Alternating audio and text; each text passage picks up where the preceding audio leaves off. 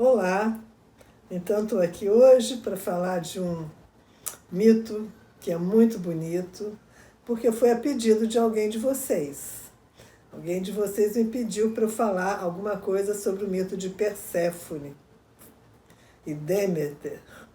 Deméter é a mãe, a deusa Deméter, responsável pela agricultura, e Perséfone.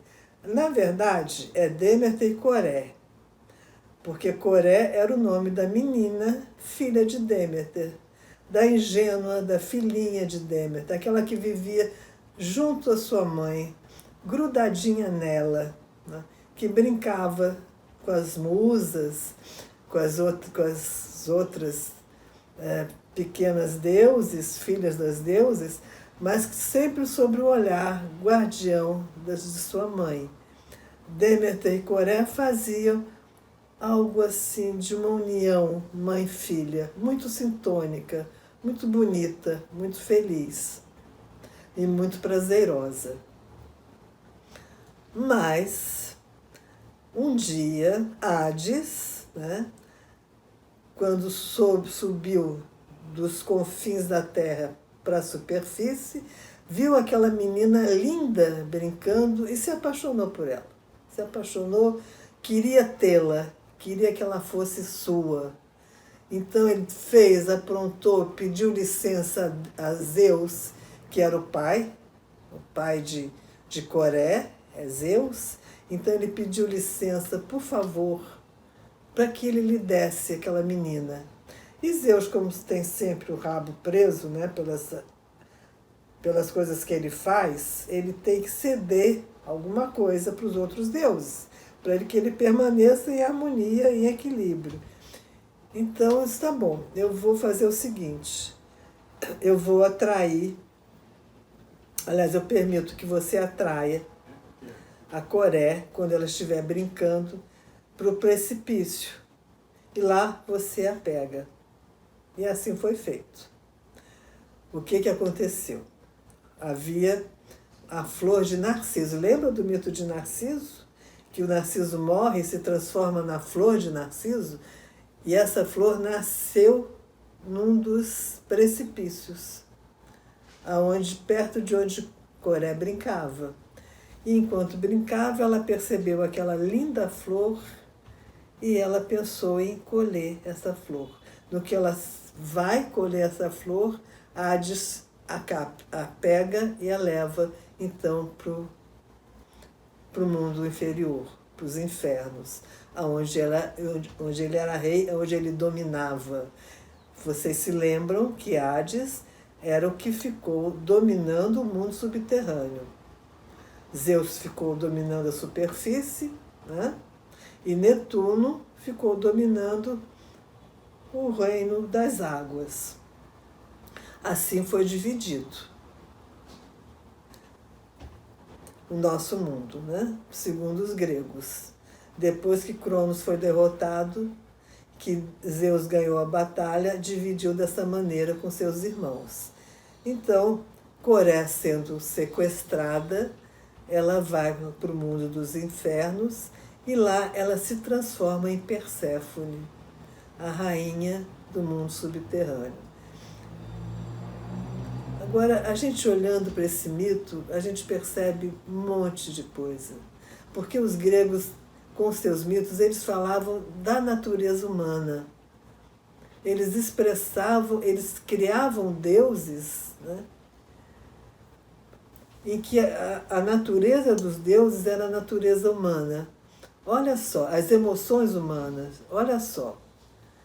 Primeiro havia aquela relação unida, boa, entre mãe e filho. E acontece isso. Nos primeiros momentos da nossa vida, todos nós tivemos essa relação forte, unida, quase que como se a criança não tem ainda um ego desenvolvido, a criança ainda não é um eu desenvolvido. E assim era Coré. Coré era algo que vinha de Deméter. Coré era uma menina encantadora, enquanto que Deméter era aquela matura já, aquela amadurecida. E se a gente perceber, todo adolescente tem essa dificuldade de se separar da mãe. Por isso elas ficam assim tão... É uma época da vida em que elas apresentam uma dificuldade, né, com a mãe, porque elas precisam se separar da mãe. Elas têm necessidade de serem elas próprias, elas precisam ser diferentes. E elas então enfrentam, num período da vida, essa dificuldade difícil para a mãe também, essa relação quando as meninas chegam na adolescência. Porque isso é uma coisa natural, é assim que acontece, é natural. E assim Coré, que vivia naquela sintonia perfeita com a mãe, foi raptada pelo masculino. É o que acontece. Em muitos sonhos de adolescentes, a gente percebe a existência de um monstro que as persegue. Isso tem a ver com o ânimos, que é o despertar da sexualidade, a despertar da atração pelo diferente, pelo masculino, e que nesse momento primeiro aparece como aquele que vai raptar, que vai seduzir e que vai retirá-la à força do domínio materno. Isso acontece até hoje em muitos sonhos de adolescentes. Mas é um rapto necessário, é um rapto que vai fazer com que ela integre esse masculino nela. O ânimos tem que ser integrado na adolescência. Para ela ser uma pessoa feminina e, mais ao mesmo tempo, com esse potencial anímico masculino também, para seguir a vida dela, para fazer as coisas que precisa fazer, para crescer. Para isso ela precisa. E o que acontece no mito? Acontece o desenvolvimento, né, de uma princesinha para uma rainha.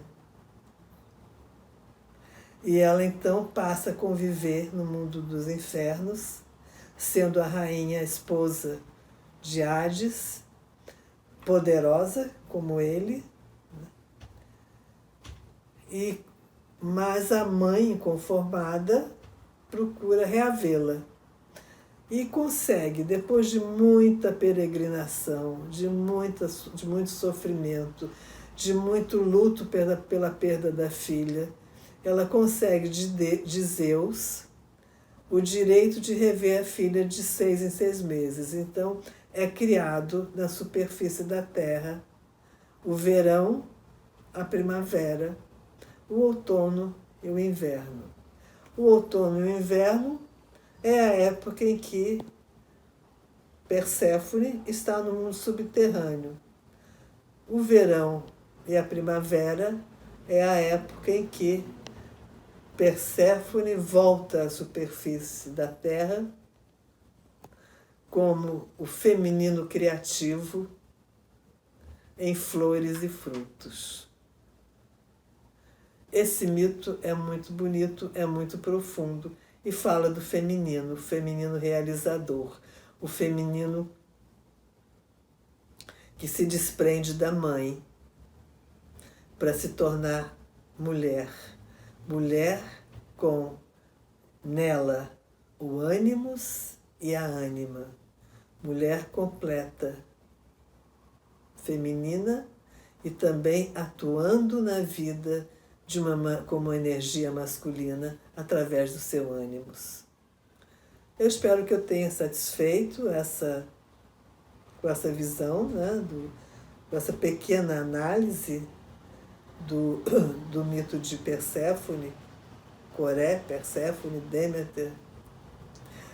A Deméter, aquela rainha poderosa que se vê desprovida do seu amor, né, da sua filha, mas que consegue convencer a Zeus e até ameaçando: se você não me devolver a minha filha, vai haver fome na terra, porque eu não vou deixar mais a terra devolver frutos e flores para a humanidade.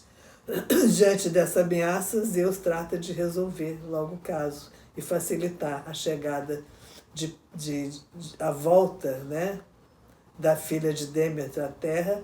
Mas, por outro lado, tem Hades, que também não quer que a Perséfone volte. E o que ele faz, então? Com ela, ele faz uma ceia. E ela come com ele, junto com ele, a romã, aquela fruta romã, estabelecendo dessa maneira um compromisso. Quando se comunga algo, se compartilhando a comunhão, você cria um compromisso de retorno. Ela pode subir para a superfície, mas ela terá sempre que descer às profundezas. Esse também é um dos grandes significados desse mito. Há que a nossa consciência viver na claridade da luz consciente, mas também exigido de nós, ser humano, mulheres e homens, esse mergulho no nosso mundo inconsciente para lá buscar a força, a energia da renovação, para que a gente possa continuar nosso caminho com criatividade, firmeza, pisando esse chão com firmeza, fazendo nele o nosso caminho da individuação. E assim, então, eu termino esse vídeo, né, deixando com vocês meu abraço e um até breve.